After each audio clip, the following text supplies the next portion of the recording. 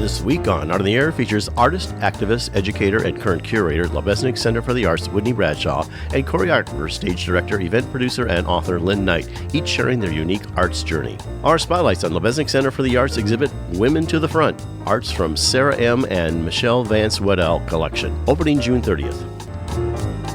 Express yourself through art and show the world your heart.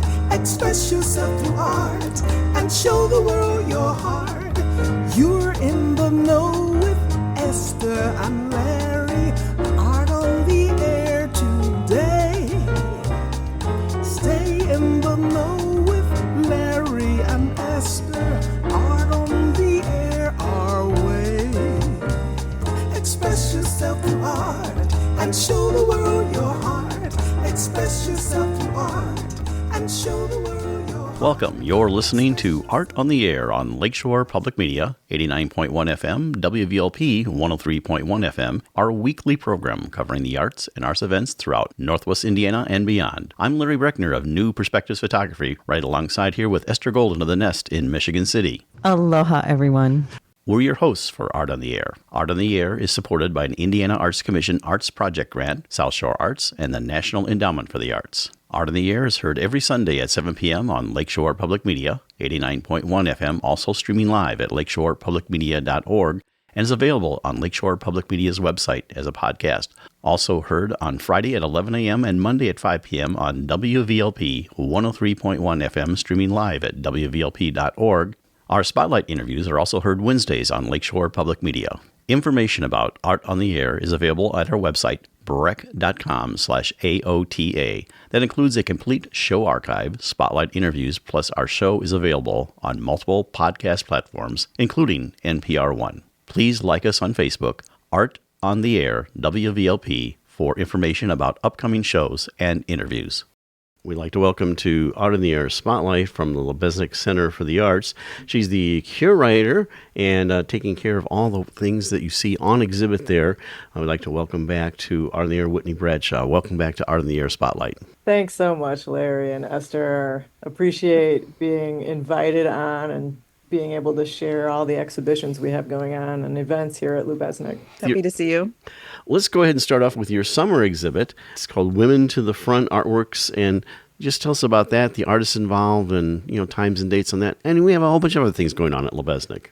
Yeah, that's great. Well, I am very excited about the summer show.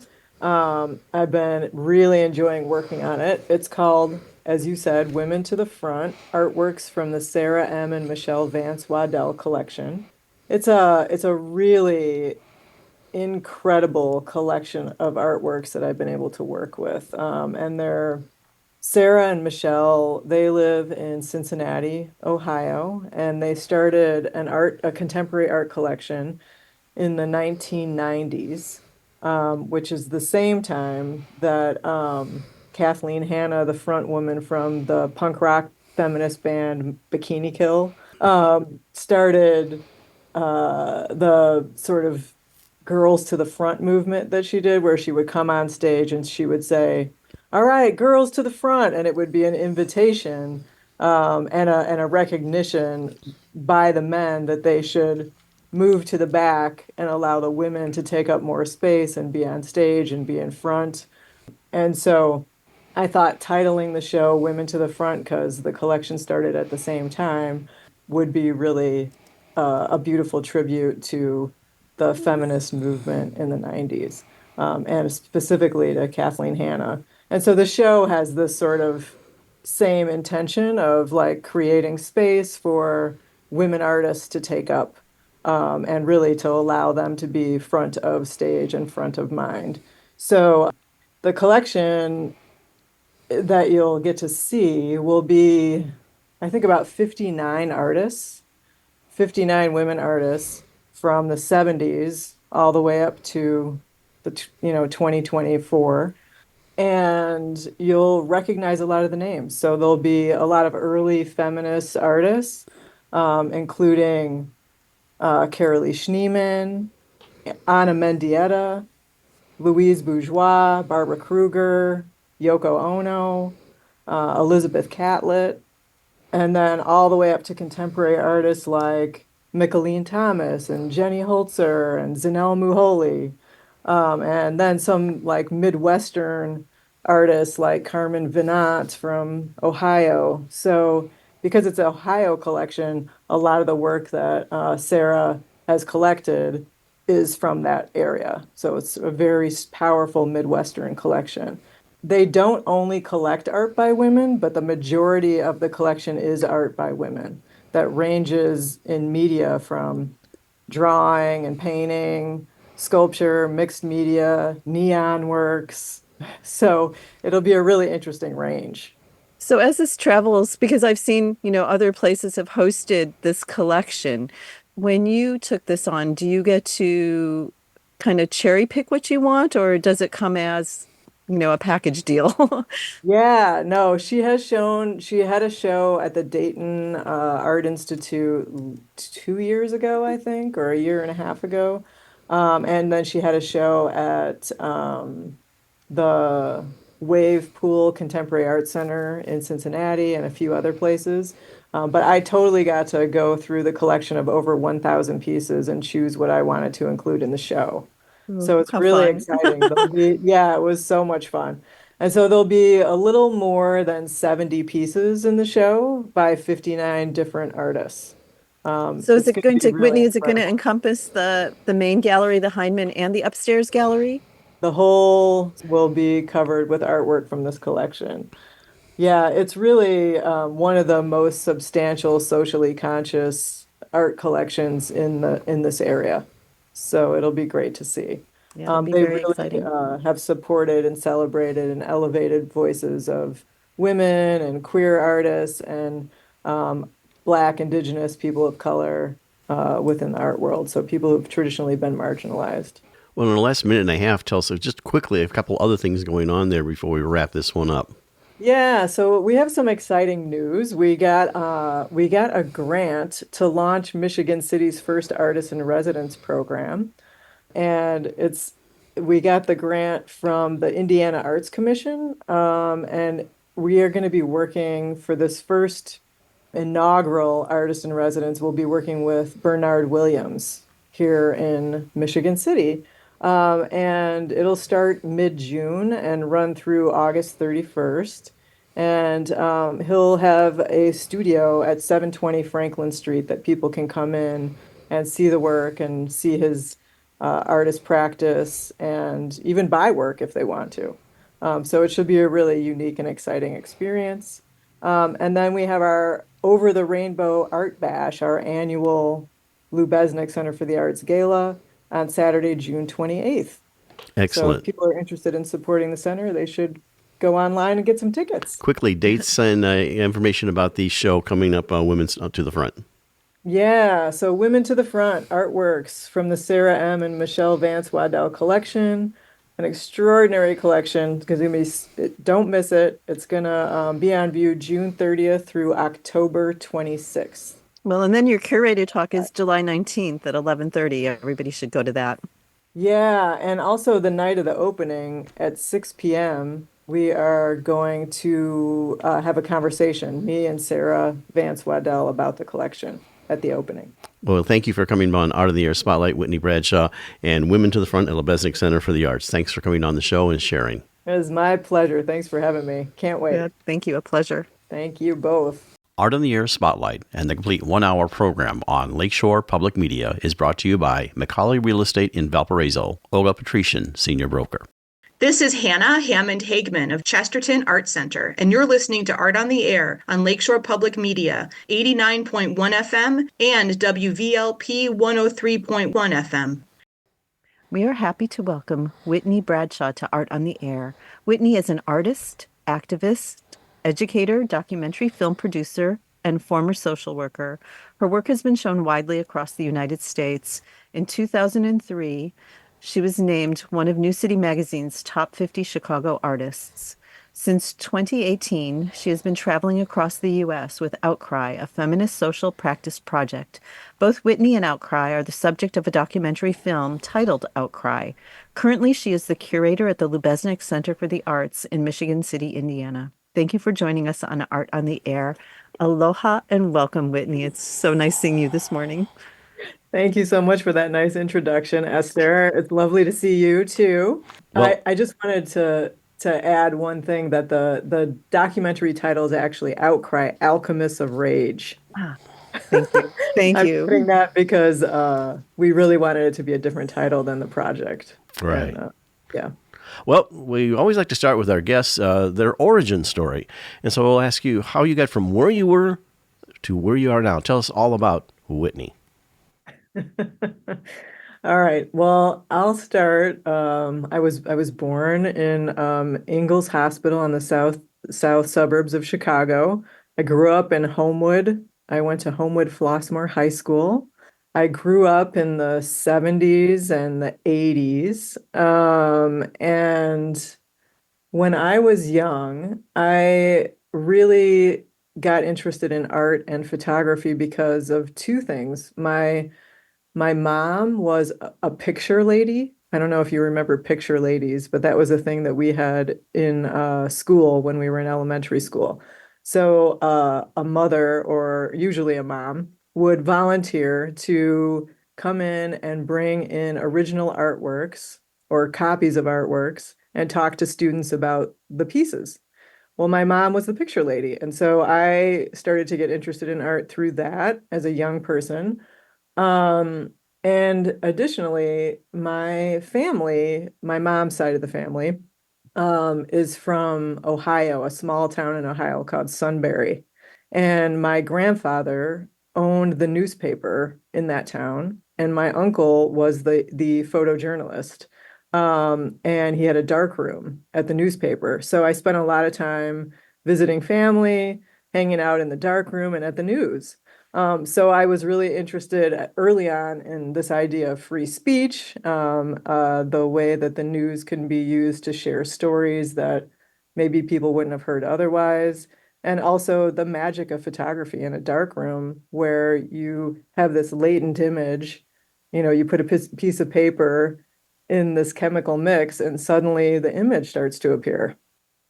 So for me, all that magic is one of the reasons that I became interested in photography. I asked for a camera when I was probably, I think I was sixth or seventh grade, and I got one of those Kodak 1000 cameras, those skinny cameras, those long, slender, rectangular cameras. Uh-huh.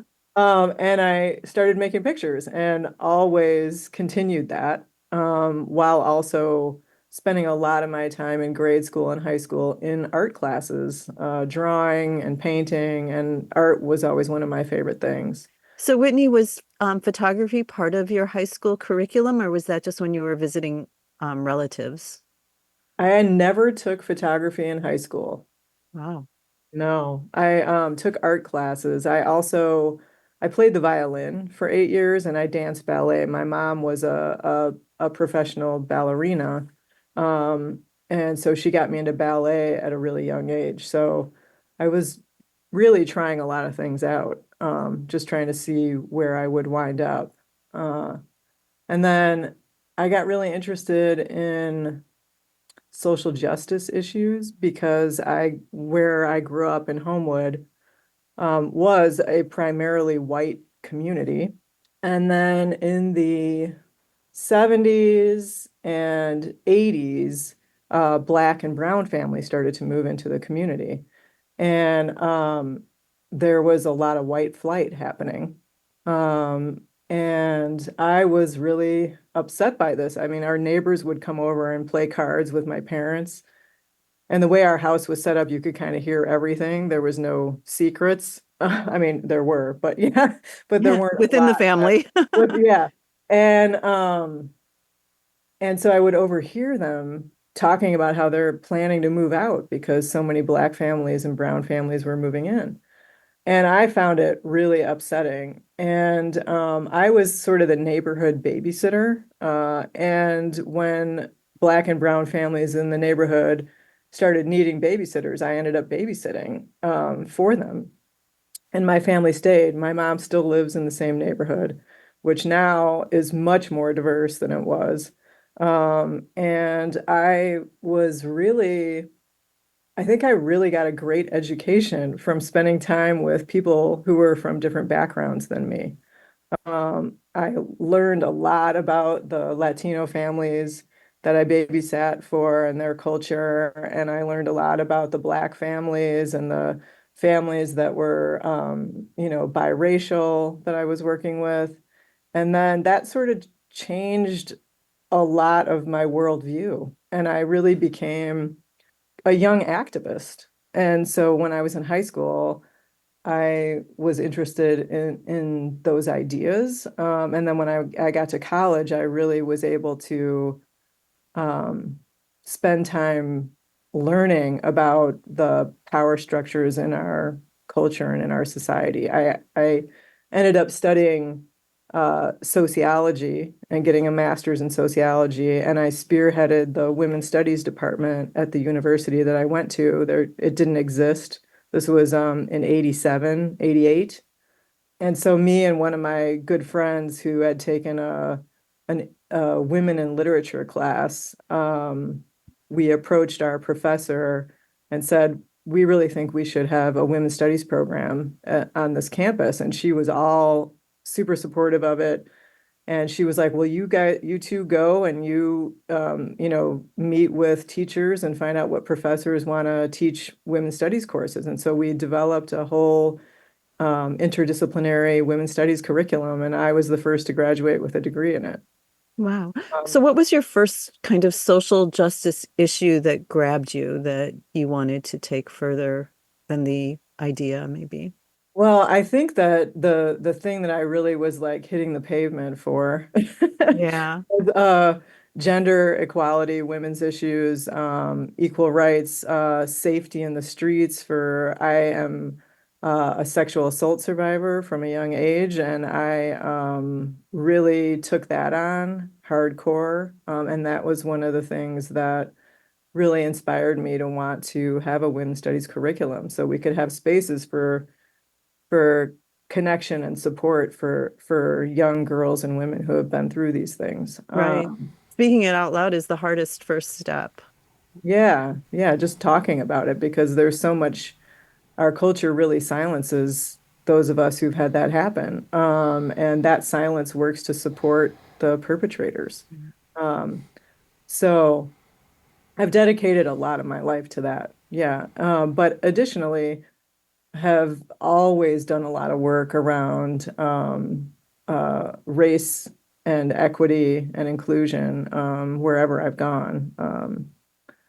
And so I can talk a little bit more about that too. I don't Well, know if you well, want yeah, me that's true, and to. we'll explore how you get connected your work with photography. But I'm interested in your feelings on the whole pushback on DEI, which to me I just do not understand. But that has really got to rile you up. It's like it's such a I don't know. But tell us about your reaction to this whole new pushback of that.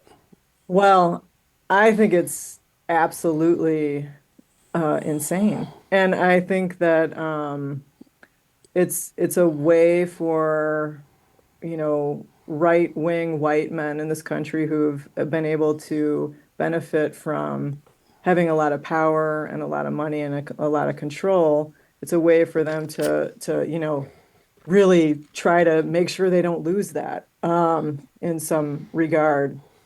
And I I mean it's horrendous. It's really, to me, I think it's actually evil at its core and very, fascist. So yeah, I'm really angry about it. Yeah, I heard one way to talk, kind of push back on it is it's easy to take like the initials DEI and just put that together and lump it, and then they make that a negative thing. But then when you need to break it apart for people that are talking, well, what do you have against diversity? What do you have, and take it and what do you have against inclusion? Do you want to be exclusionary? And sometimes when you explain people what DEI is, they just hear it as a buzzword, and oh yeah, I'm against DEI. Well, do you know what it really means? They don't. That's part of it.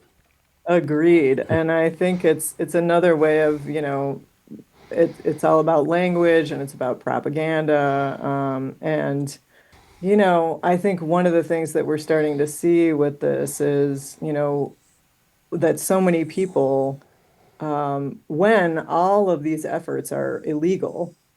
All of Trump's, his efforts have been illegal. That, people have, without really thinking through what they're doing, they have already started to dial those things back. Like we've seen that with Target, for example. Right. They dialed it back and then everybody boycotts Target and they lose all their money. And so I think what we're seeing is that people really need to resist these things and fight against them and continue their diversity, equity, and inclusion programs, regardless of what, you know, the Fuhrer is saying. Well, I'd like to now kind of move into your photography. How did photography, now you had your early experiences witnessing and working with photography and everything. So how did they come in to start informing your work and also obviously with seeing your work in social justice issues? Yeah, well, I think, like I said, I studied sociology and women's studies, and I continued to study art while I was in undergraduate school too, but not in a studio practice. Instead, I was studying the history of film, and I was studying jazz, and I was studying all these other things that I'm very interested in and remain interested in. Um, and I was continuing to take pictures, but I really never considered myself an artist or really embrace that as like what I was going to do. I had as since a young person, I always wanted to be an artist, but I think that I was interested in so many things that I really wanted to experience a lot of the world and kind of, make sure that the things that I thought were true and real in this world really are. And so that's one of my things with sociology. But then when I got out of school and I ended up doing social services and eventually getting into social work, one of the jobs that I had was working with sexual assault survivors in emergency rooms in the city of Chicago. So I was on call for 14 hospitals, and anytime somebody was assaulted, whether it was a man, a woman, or a child, I would go to the emergency room and be their support person. And I would see them through rape kits. I would support them in conversations with the police and with the medical professionals. Sometimes I would go to lineups at the police department. Sometimes I would go back to the scene of the crime with the investigators and the survivor. Sometimes I would just change locks on people's doors because their, keys and wallets and things were stolen. So, anyway, to do that work, I had a very long, intensive training that I went through. And in that training program, that was really what allowed me to become a social work, was going through that whole process. I never got a master's degree in social work, so I kind of came into it through the back door. Um, and similarly, I came into photography in a way like that, where while I was doing social service work and social work for about 8 years in the city, I was making pictures all the time. And I paid $30, I think it was $30 a year, if I'm not mistaken, to use the wet dark room at the Park District in the city. And so I would go and I learned how to make pictures in the dark room. And then I would just do that every Friday night after working all week. I would go develop film and then I would, uh,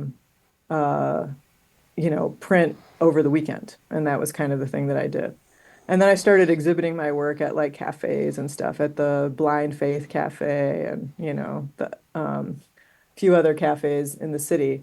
And and then after I did social work for 8 years, I really was like, I needed to go do something for myself, I felt like I needed to take care of myself a little bit. So I ended up applying to graduate school with the portfolio I had created over the last 8 years of work, which ended up being mostly images of young girls and women and very feminist in orientation, and a lot of photograms using advertisements and things like that. And So I ended up getting into grad school. I only applied to one school, Columbia College, Chicago. They had a great photo master's Right. MFA program that was a 3-year program. And I kind of couldn't believe it, but I was so excited. And so I completely changed my career trajectory. But while I was in grad school, I really, through experimenting and making pictures and trying to figure out what I wanted to make work about, I realized that I could incorporate my social work interests into my art practice, and that photography was kind of the perfect medium for that because it allowed me to make portraits of people, right? And work in collaboration with people. So I always think of portraiture as a collaborative Right. endeavor. You know, you're negotiating between you and the subject, and how who gets the power and control over that is something that I'm always thinking about. And it's very similar to what you were doing in social work, being a witness and a support for who you're with. Exactly. Exactly. So trying to create space to empower people to use their voices and speak up and out for themselves, or create space for healing, individual healing. So the project that led me to the outcry work that I've been doing was um, a friend of mine was in a fire, and she and a bunch of other people were there, and they all survived, but she was very badly burned, and spent a lot of time in the burn ward at Cook County. And I was visiting her while she was there, and I was rubbing salve on her scars and spending time with her. And I started to really think of her scars as signs of resilience and as kind of beauty and power. Um, and I didn't. Survival. Yeah, I mean, she really is amazing. And and so, I started to eventually, I didn't do this right away, but once she was a lot, healed and back into the world. I was in grad school and I asked her if I could start photographing her scars, and she said yes. And so I started making pictures of her. And it took me a while to figure out how I was going to how I was going to make them. And eventually, I started making pictures that were very close up, macro images of her skin, her, burned skin that looked like craters, or, planets, surfaces, or the moon surface. And I Right. started lighting them with these. Starbursts. Yeah, or starburst. And I started lighting them with these crazy flashlights, like, taped to a baseball cap. And I was like really close up. And and then I started exhibiting those. And while I was exhibiting them and continued to make pictures of her, I started to see a huge change in the way that she walked around in the world. And she had been covering her scars with scarves and not wearing tank tops. And eventually, through the process of making the pictures, she started to see her own scars as signs of resilience and beauty and even power, and even thinking of them as sexy. And so she started taking her scarves off and wearing tank tops. And then as I exhibited the pictures, people would come up to me at exhibition openings and say, "Hey, my brother-in-law experienced this motorcycle accident," and so I ended up connecting with a lot of other people who had traumatic experiences that you could see on their skin. And Right. I ended up working with 9 people over the course of 3 years, on this scar project. I have a question about outcry. Did Mhm. you ever encounter anyone who initially could not scream? Absolutely. Yeah. Yeah, the project is a really hard project to do, and Yeah. the sessions are 2 hours long.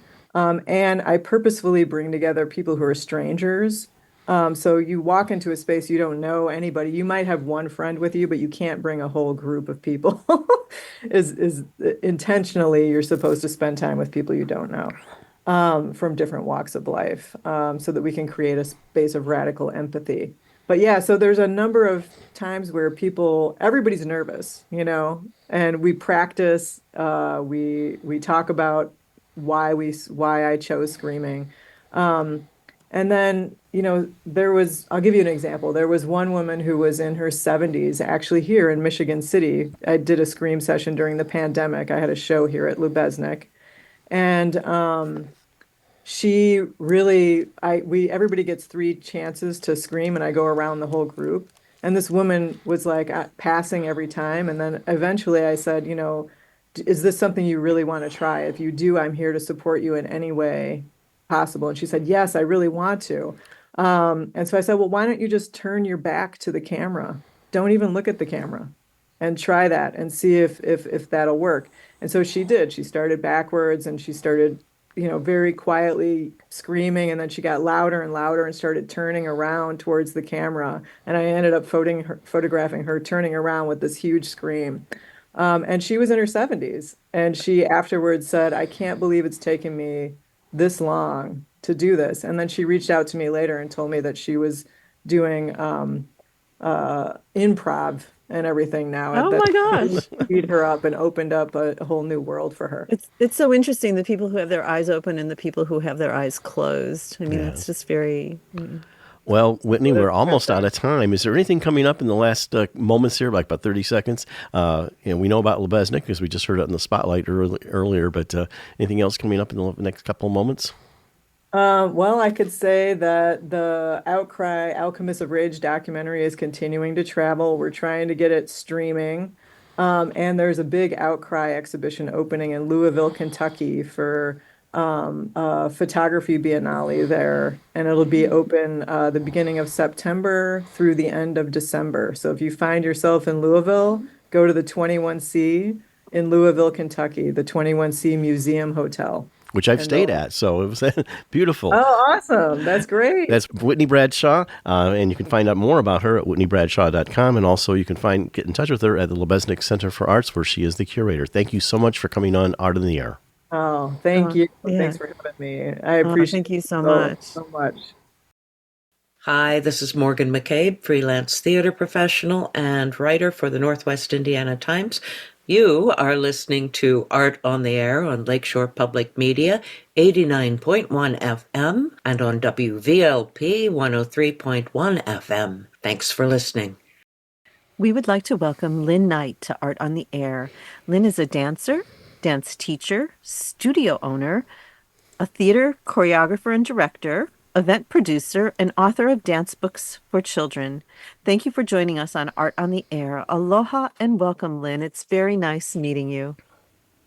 Thank you for having me. I really appreciate it. This is going to be a lot of fun. We've never worked together, but we seem to have mutual friends in theater and everything like that for years, so we've touched around each other. But anyway, it's great to have you on the show and talk about your kind of storied career. And how we started off is talk about your origin story, how you got from where you were to where you are now. So tell us all about Lyn. Well, I definitely took the wrong way. The long way, not the wrong way, the long way. It was absolutely the right way, but I just had a couple of detours, going way back. My mom was a jazz musician. And then after several years of that, she turned to her church and was a musician, played for her church for over 40 years. So What was her definitely, instrument?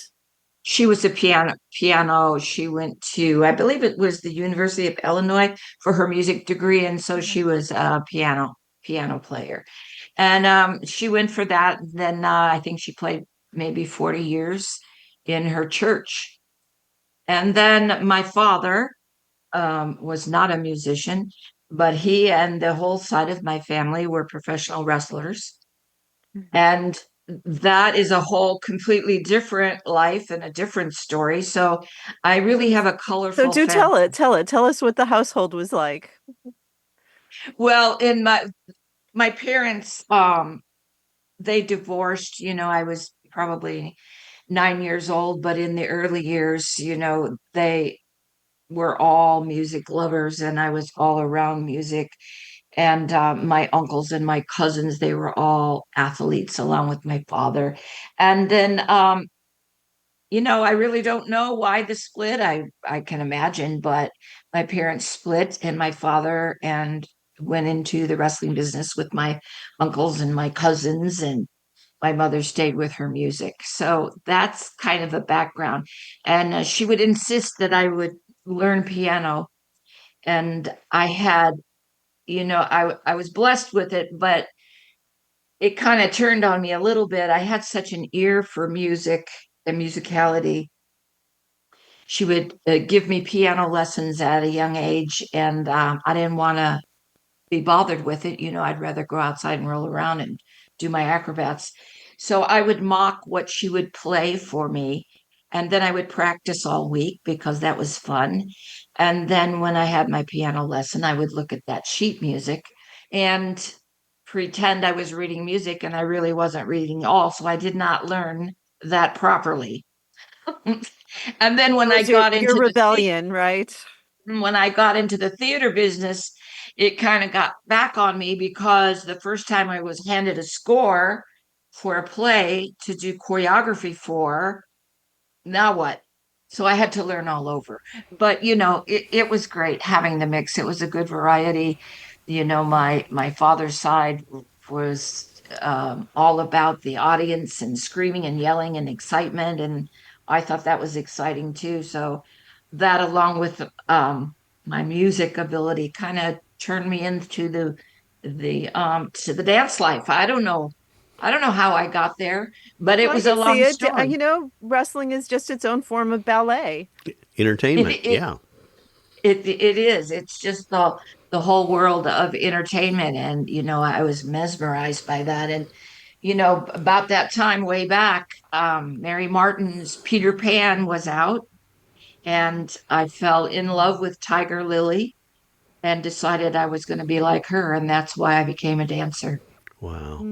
Mhm. We have a similar story. I know my mom was a musician and everything, so I had piano lessons, organ lessons, and what I would sometimes do, and it made my mom very aggravated, I would have my organ teacher or piano teacher play the thing first, and because I have, I think, a very good ear, I would play it that way. I can kind of still read music, and I did with my musical career. But like you, I was sort of one that said, could you play that once for me? And then I would sort of then play it by ear more than I would read the music. I would look at the notes, but so you and I have a similar background with that. That's exactly right. Did you get caught like I did? Oh yeah, my I mom was wish you at would my mom was at my lessons, and she would tell the teacher, "Don't let him do that. Make him read the music." have. Oh, that's so true. We're really blessed to have, that musicality inside of us. That's what makes us an artist in all forms. I don't think it matters what kind of an artist. It's a matter of what road we go down. But if you're an artist, you're an artist. And we're lucky. But sometimes you got to be careful. It can come back at you. What do you mean? Well, just like getting caught by not reading your music and not Oh, learning okay. early enough. And then someone, 25 years later, handing you a score in paper form and say, here, we're glad you're here to choreograph this musical. Well, then I was stuck. I had to Right. hurry up and Right. learn all over again, and my children, I think, even though they all went down different paths, still they have artistic natural artistic powers in them. I don't know what you want to call it, and they all ended up going down different roads, but I think it all stemmed from being artistic. Athletes and musicians. One's a musician, one's an athlete, one loves, rock and roll trivia. They just um, growing up in that environment, especially with me, they had really no choice. But let me give you a shout out. I've had 4 children. Couldn't be more proud of all of them. My oldest son, Jeff, is he's got that amazing work ethic, from the Midwest. He just recently retired. He's been in the mills for over 30 years and extremely devoted to his wife, but now he's enjoying his retirement and doing all the things he loves to do. So he, in his young life, of course, I had him on stage in recitals. Of course, I did. But, he was an athlete and that didn't last long. He had different thoughts. And my daughter, Janine, we lost her to a higher power several years Mm. back, but she was a gymnast. And Mhm. she grew up in my dance studio, of course, and she went down the road of gymnastics. And then my young son, Michael, he is an extremely intelligent producer and director of several nationwide tours, and he's just a complete talented artist, in my line of work. Um, I couldn't be more happier with them than my grandson, Taylor. He's here in the Midwest. He's a brilliant surgeon and such a scholar. But the other side of that, he is extremely interested and loves rock and roll trivia. You ask him anything, and he could tell you. So, kind of makes you wonder what he listens to, in the operating room. And then Right. my other grandson, Aaron, he's living in Southern Florida. Complete coincidence that the love of his life is a dance studio owner. I did not come from me. I have no idea how that ended up, but they're very happy. Was an athlete too, high school football player, college football player, 3 years of professional football in Europe, and you know what happens when love strikes. Everything changes. But now he's an avid golfer and he's in the management business and really loves Southern Florida. I don't get to see him very often because Well, of that. let's talk about you and your dance Right. career. Sure. So how did that, so take us what happened after high school. So were you dancing? After high Just school, after hhigh school, I was trying to figure out, I came from a broken family, so I really didn't have the guidance, but trying to figure out, get a job, get a job. My mother always from the 50s, her goal in life was for me to find a husband and have children. That's her mindset where she grew up. And I knew that there was more to it. So I did some professional dancing, not for very long. I had a family at a young age, and I realized that it was going to take much more than being a professional dancer to be able to raise my family as a single mother. So that's when I went into teaching. I went into theater. Into doing choreography because I knew I had to have a stable home. So actually, my first dance studio, I had a partner here locally, there in the Portage Mall when it was still a Portage Mall.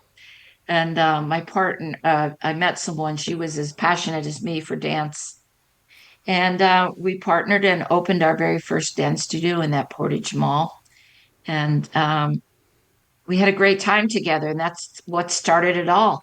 We were only together a couple of years, though. We artistically did not, blend real well. But when we split and went into our own dance studios, it wasn't enough to ruin our friendship. We are still friends to this day, and she's still in Portage. But I went to Valparaiso and opened my studio there. I was there for 18 years. what was And it during called? that, what's the Lyn Knight Dance Center? Okay. And I was probably there 18 years, maybe. I ended up running a production company, doing shows overseas, having a competitive um, dance team, and 30 years worth of judging dance competitions. I was really blessed that I was able to have my career and still be able to raise my family. So I was there for 18 years and then went to Maryville, Hobart, and spent several more years. So that whole thing lasted about 35 years. I Wow. was So in the dance studio so Lynn, was business. it primarily ballet or did it include that jazz background and maybe You some know, modern contemporary? all of it. It was a well-rounded studio. I was an all-around dance studio owner, and of of course, it was much more popular to be a choreographer and producer in the contemporary and jazz and tap genres as opposed to ballet. But of course, we always have to work on the ballet. Right. So it was an all around thing, and I was able to travel all around from Russia. I did a couple in Japan. I did several in Aruba. So I was just very lucky to be able to travel all out and do that. And then, as my kids were then more grounded here in high school and such, is when I came into Star Theater. and started choreographing and directing for them. I was there 11 years. I did several for them. So everything just kind of fell in place for me. And I just left very often, but I always came back. My children were grounded here. This is what they loved. And so I knew I had to be grounded, and this was my home base. Then everyone grew up and left me. Then never came back. You're listening to Art on the Air on Lakeshore Public Media, 89.1 FM, on WVLP, 103.1 FM. Well, I was going to talk So- to you about your theatrical career. You touched on it briefly, but making the transition from being a pure dance slash choreographer and then moving into the genre of theater, talk about that. The other thing too, and this is just another side thought, is the lifespan of a dancer in the performing arts is usually relatively short. I mean, very few people do a Cheetah Rivera and dancing well into their 60s in the way she did. But why don't you hit those two subjects? You talk a little bit more about the transition from just being doing dance type things into actually storytelling with theatrical things. Well, I knew when you have a dance studio that's very popular, and then you go into competitive dance that really doesn't have to tell a story. Right. But I knew there was more, and I have always. That's why I went into more production, because I would always have a story to tell, depending on the subject that we were doing, and that was before I got into theater. And I always had that in my mind that there has to be more to it. You have to dance with purpose at some point. And I try to share that with all my generations of dance students. You can't just run to California and do a dance video and expect for that to be your life career. So I tried to share that in my dance studio as I went on and did more. And then someone contacted me, I believe. I have to really think back, but from the tour I did in the USSR, someone from Star had known about that and invited me up to get into theater. Other than summer stock in Southern Florida, when I came into Star, that was my first experience. And it ended up lasting for 11 years. Yeah. Well, and I saw some of those productions too. In fact, your last one was the Jesus Christ Superstar. I remember catching that one. That was one of the last theatrical shows that they put on there. So Yeah, that was a lot of fun. That was the last one. yeah, I think it was a year later when they went down. Broke my heart. yeah, it broke a lot of people's heart because it was the only large venue for different types of acts, and there's talk of something to replace it, but right now nothing has really happened and everything. So do you have advice for someone starting a career in dance, and like someone's coming along, and you probably have given this advice to people, what to do, what to study, what to pursue, and then later life in dancing, you dancers tend to move into choreography and things. What kind of things can they prepare themselves for? I try to teach all of my students to be a well-rounded performer, because dance has evolved. Before there was ballet and there was tap, and there was all the different genres within dance, and you had your yearly dance recital. But now there are several roads that you can go down for dance. You can go to college, you can stay with competitive, you can be working in precision, you can be working in interpretive dance, you can go into musical theater. There's such a wide range now of dance options, which is a great thing. I love that so much, but I don't think they're all being traveled. If you happen to be, I think, from a studio that is strictly competitive, and your goal is competitive dance, then you're going to go off to college, you're going to be a competitive dancer, and then after that, if that's the only training you've ever had, your choice is Rockettes or McDonald's. So you have to be very careful. You have to be a well-rounded dancer. So any opportunity that comes along, you can grab it, and you can say, hey, yes, I can do that.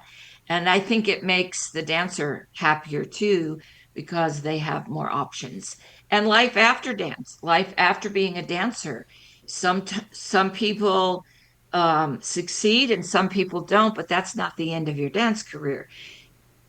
We need dance studios, we need dance trainers, we need choreographers, we need musical theater experts, we need ballroom trainers. There's so many options for teaching in your own studio or in the many, many places that need directors and choreographers. So that is my advice. I try to teach everyone to be prepared for everything. Don't have just one narrow path. And it seems to work. I have a ton of professionals out there, from dance to studio owners to um, producers, directors, they're all out there. So um, I think it's very important to stress that. Yeah, that's a nice legacy. So, Lynn, is it my understanding that the books came about because of the pandemic? Is that when you started writing them? Could you talk Yes, about your books? surely did. I was in the pandemic. I happened to go and visit my young son, um, and he has a lot of land in Northern California. And a month after I arrived, the pandemic had hit. And so I was in the middle of wildlife during that pandemic, and he was an overbearing, wanted to trade places and become my father. I think he took such good care of me and isolated me. So, there was nothing. It was like I was telling Larry earlier. My choices were be creative on the computer and do some writing, or go out and teach the coyotes how to plier. Those were my choices. So so I chose writing, and I just wanted to first tell a positive story and give a lot of options to real young babies. And then I went into educational writing for the young ones so they could understand dance terminology. So those two things turned into 3 volumes of learning my dance words and 3 other just fun-filled children's books. And I don't know. I'm not a writer. I don't know how I did it. I Who did the just illustrations for you? I did them. I did them Oh, all. Oh my Yes, I gosh. excellent. did. Yeah, well, you could tell, I think. No, maybe not. I don't know. But it kept me busy and it kept me occupied. And so then I decided to pursue that and do that. I've been doing that ever since, actually, until most recently. I've started a nonprofit. I'm back in the studio. I'm not in my own studio, but I work a lot at the Lubeznik Art Center and for them for the basics of theater. I'm in a dance studio here in Chesterton, training the dance kids. And now I've started a nonprofit support performing arts that we're trying to raise money to help young artists, get the education they need. So that's keeping me pretty busy right now. I would say. Quite a legacy there. I was curious way back, and I wanted to ask you this question: have you ever appeared in roles on stage, whether in high school or in an actual? Or you seem to come to theater later in your life. So, but did you ever appear in a role? No, I did not. I did a movie, NBC Movie of the Week. I came on as a choreographer and then ended up as an extra, and then ended up, at the spur of the moment as a choreographer to have a part in the movie that was in a bar on a dance floor. So that was pretty interesting. But I have always just been happy creating. My true love is to create, whether it's dance or theater or mentor young ones from 2 left feet to professionals. It just gives me a really good, warm feeling to be able to create. Yeah, it keeps your creative juices flowing. Even that, I'm retired from theater for like 41, did 41 years and some level all the way along, so I know the feeling. Well, in our last about minute here, tell us how people can find out, first of all, about you, but also your support, performingarts.org, where they can find out information about that. There's a website, supportperformingarts.org. You can go there, get all the information you need. We just recently launched. I'm very excited about it. We're getting ready to do some concerts as fundraisers and um, do some workshops and invite a lot of the kids and old and adults. There's an adult section as well, and to come in and get some extra training, which none of it costs anything. If you audition and you make it into the group, then everything, of course, is free. That's the purpose of the nonprofit. So we're just kind of out into music and theater and dance, and we're trying to just make it grow in our area. That's Oh, great. that's lovely. Well, you can find that at supportperformingarts.org, and you can find out about that. Also, your books are available on Amazon, so if you want to pick up some interesting books that Lyn has not only done the illustrations, but writing is a great way to introduction to dance and just kind of a feel-good. Lyn, thank you so much for coming on Art on the Air. It's been very special for me to finally connect with you directly. We've always kind of circled in the same universe, but never been to. So thank you for coming on the show and sharing your art and dance journey. It was my pleasure. Thank you so much for having me. Yeah, thank you, Lyn. Thank you. We'd like to thank our guests this week on Art on the Air, our weekly program covering the arts and arts events throughout Northwest Indiana and beyond. Art on the Air is heard Sunday at 7 p.m. on Lakeshore Public Media, 89.1 FM, also streaming live at lakeshorepublicmedia.org, and is available on Lakeshore Public Media's website as a podcast. Art on the Air is also heard Friday at 11 a.m. and Monday at 5 p.m. on WVLP 103.1 FM, streaming live at wvlp.org. If you have a smart speaker like Amazon Alexa, Google Assistant, or Apple Siri, just tell it to play Art on the Air to hear the latest episode. Our Spotlight interviews are heard every Wednesday on Lakeshore Public Media. Thanks to Tom Maloney, Vice President of Radio Operation for Lakeshore Public Media, and Greg Kovach, WVLP's Station Manager.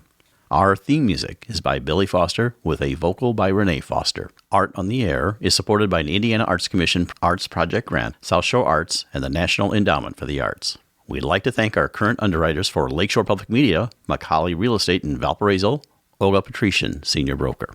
And for WVLP, Walt Breidinger of Paragon Investments. So we may continue to bring you Art in the Air. We rely on you, our listeners and underwriters, for ongoing financial support.